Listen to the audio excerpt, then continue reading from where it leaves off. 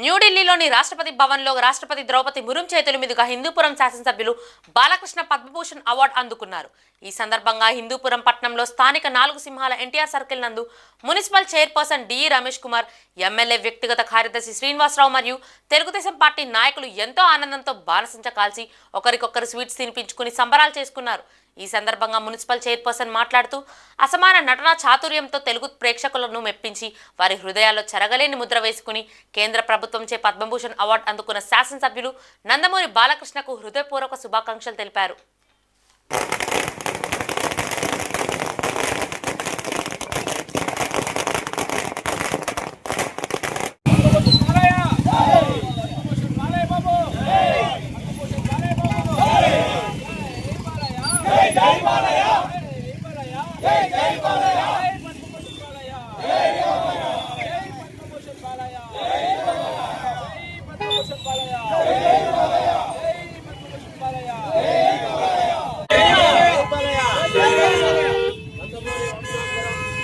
తన అసమాన నటనా చాతుర్యంతో అనేక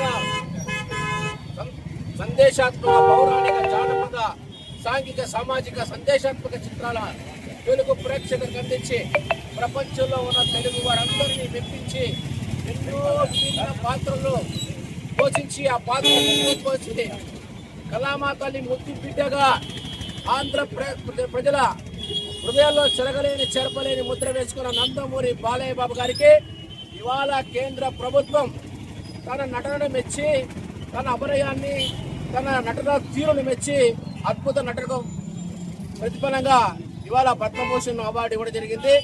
పద్మభూషణ్ అవార్డు అందుకుంటేనే హిందూపురం తొలికరి జిల్లాలో ఫుల్లుగా ఇక్కడ వర్షం వచ్చింది. మంచి మనసు ఉన్నటువంటి మా బాలయ్య బాబు గారు ఇంకా మరిన్ని అవార్డులు అందుకోవాలా, మరిన్ని అనేక చిత్రాలు తెలుగు ప్రేక్షకులకు అందించాలని మనసారా కోరుకుంటున్నాం. బాలయ్య కట్టు కొట్టు, బాలయ్య డైలాగ్స్ డెలివరీ, బాలయ్య నటనా చూద్దరం, నవ్వుతో నా భవిష్యత్తు, అటువంటి బాలయ్యకి ఈరోజు కేంద్ర ప్రభుత్వం పద్మభూషణ్ సత్కరించడం మా హిందూపూర్ ప్రజలందరూ కూడా చాలా సంతోషపడుతూ హిందూపూర్ చరిత్రలోనే ఒక శాసనసభ్యులుగా మూడోసారి ప్రార్థన వేస్తున్న మా బాలయ్య బాబు గారికి ఈ అవార్డు అవ్వడం అనేది మా పుర ప్రజలు, హిందూపూర్ ప్రజలందరికీ కూడా గర్వకారణం. నిజంగా బాలయ్య అభిమానులుగా సంబరాలు జరుపుకుంటున్నాం. మా యొక్క సంతోషానికి, మా ఆనందానికి అవధులు లేదు. చిరుకాలం ఇలాగే మా బాలయ్య బాబు వర్ధిల్లాలని మనస్ఫూర్తిగా కోరుతూ జై బాలయ్య, బాలయ్య, బాలయ్య.